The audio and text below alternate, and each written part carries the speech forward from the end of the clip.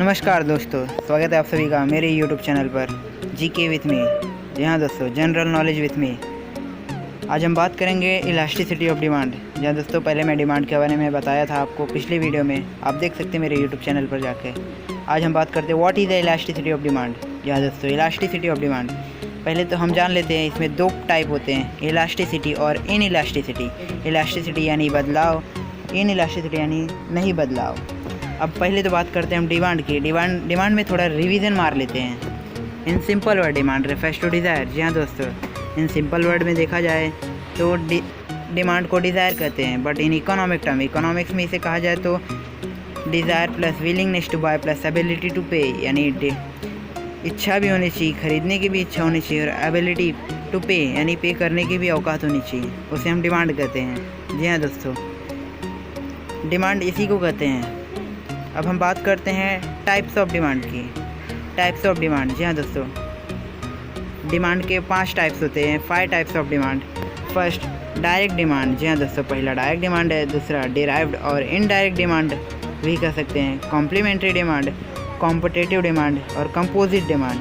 जी हाँ दोस्तों, आपको बता देते हैं डायरेक्ट डिमांड जो होता है वो डायरेक्ट नीड होता है, यानी कपड़ा, खाना, वो डायरेक्ट डिमांड है। कंपोजिट डिमांड बताते हैं, वैसे तो टाइम नहीं है, पिछली वीडियो में आप देख सकते हैं, इसके बारे में पूरा वीडियो है हमारे पास। अब हम बात करते हैं लॉ ऑफ डिमांड की। जी हाँ दोस्तों, इसे भी मैंने पिछली वीडियो में ही अच्छे तरीके से एक्सप्लेन किया है, बताया है, पर इधर रिवीजन के नाते थोड़ा बता देता हूँ मैं आपको। लॉ ऑफ डिमांड इंट्रोडक्शन आपको देता हूँ। Doctor Alfred Marshall in his book principle of economy in the year of 1890 has explain the law of demand. जी हाँ दोस्तों, डॉक्टर अल्फ्रेड मार्शल ने अपने बुक में लिखा था, प्रिंसिपल ऑफ इकोनॉमी जिस बुक का नाम है, 1819 में उसे लिखा था। अब बात करते हैं types of elasticity of demand. Price elasticity of demand, cross elasticity of demand, income elasticity of demand. या दोस्तों, 4 टाइप्स के इलास्टिसिटी ऑफ डिमांड है। एडवर्टाइजमेंट और प्रमोशनल इलास्टिसिटी ऑफ डिमांड। यहाँ पे 4 टाइप के इलास्टिसिटी ऑफ डिमांड पाए जाते हैं। जी हाँ दोस्तों, ये सब अलग अलग डिमांड है। अब पहले तो हम प्राइस इलास्टिसिटी ऑफ डिमांड के बारे में बात करते हैं। प्राइस इलास्टिसिटी ऑफ डिमांड वो डिमांड होता है जो इंडिकेट करता है प्राइस से, जो चेंज होता है तो प्राइस के ज़रिए, उसे हम प्राइस इलास्टिसिटी ऑफ डिमांड कहते हैं। अब हम बात करते हैं दूसरे इलास्टिसिटी ऑफ डिमांड की, जिसे कहते हैं इनकम इलास्टिसिटी ऑफ डिमांड। जी हाँ दोस्तों, income elasticity of demand change होता है इनकम के ज़रिए। आप देख सकते हैं, मैं लिखा हूँ इसमें, income elasticity of demand responsiveness of a quantity demanded due to change in income only. Symbolically आप देख सकते हैं इलास्टिसिटी ऑफ डिमांड। अब हम बात करते हैं क्रॉस इलास्टिसिटी ऑफ डिमांड। जी हाँ दोस्तों, क्रॉस इलास्टिसिटी ऑफ डिमांड क्या होता है?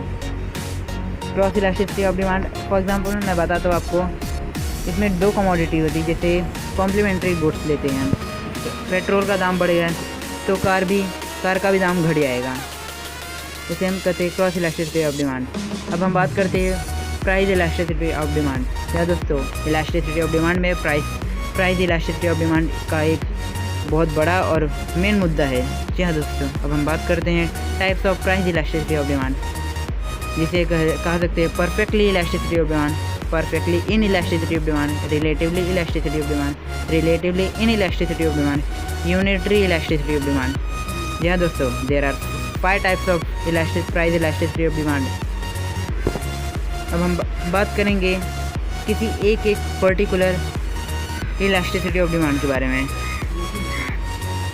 प्राइस इलास्टिसिटी ऑफ डिमांड के बारे में। जैसे कि आप देखेंगे, मैं ग्राफ के जरिए आपको समझाऊंगा उसमें। चलिए शुरू करते हैं। पहला, perfect elasticity of demand, when there is a promotional और no change in bring infinite change in a quantity demand. जी हाँ दोस्तों, मैं आपको बता देता हूँ, no change in a price में कोई बदलाव नहीं होगा, पर क्वांटिटी डिमांडेड में इनफाइनाइट बदलाव होगा, उसे हम कह सकते हैं परफेक्टली इलास्टिसिटी ऑफ डिमांड।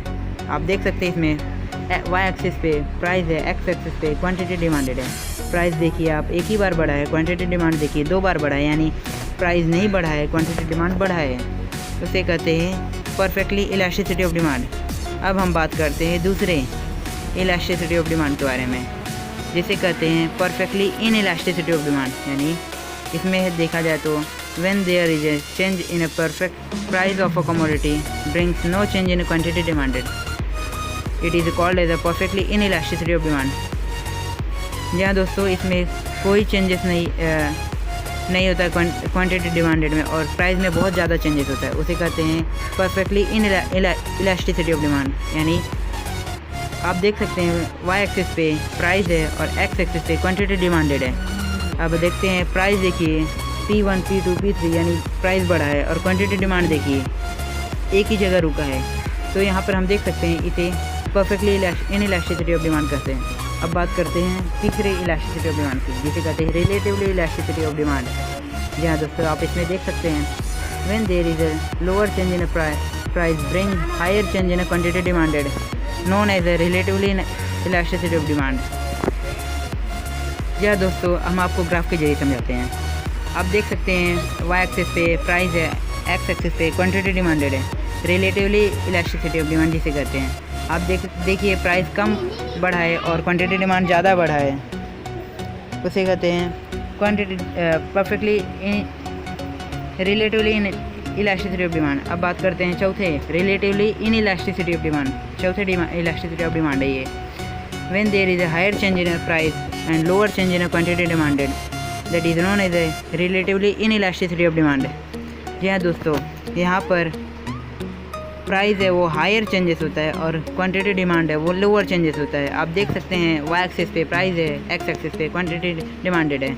आप देखिए प्राइस ज़्यादा बढ़ा है और क्वांटिटी डिमांड कम बढ़ा है, तो इसे कहते हैं relatively in elasticity of demand. अब बात करते हैं यूनिटरी इलास्टिसिटी ऑफ डिमांड। जी हाँ दोस्तों, ये एक ऐसा इलास्टिसिटी ऑफ डिमांड है जहाँ पर इक्वल चेंज होता है दोनों में, प्राइस में और क्वांटिटी डिमांडेड में। अब हम बात करते हैं in this case the elasticity is equal to 1। जी हाँ दोस्तों, हम ग्राफ के जरिए आपको समझाते हैं कैसे है ये। अब आप देख सकते हैं इसमें वाई एक्सिस पे प्राइस है और एक्स एक्सिस पे क्वांटिटी डिमांडेड है। आप देखिए प्राइस जितना बढ़ा है उतना ही क्वांटिटी डिमांडेड बढ़ा है, तो इसे यूनिटरी इलास्टिसिटी ऑफ डिमांड कहा गया है। ये पांचों में से इकलौता एक ऐसा है, इसके ऐसा कोई और डिमांड नहीं है, कोई इलास्टिसिटी ऑफ डिमांड नहीं है। तो आज हमने जाना प्राइस इलास्टिसिटी ऑफ डिमांड। हमें उम्मीद है आपको ये वीडियो पसंद आया होगा। फ़िलहाल के लिए आज इतना ही। सब्सक्राइब करना, लाइक करना, शेयर करना ना भूलें। अगर आपको कहीं डाउट है या आपको लगता है कि मैंने गलत बताया है तो आप चैट में ज़रूर बताएं, आप कमेंट्स में ज़रूर बताएं। जी हाँ दोस्तों, धन्यवाद।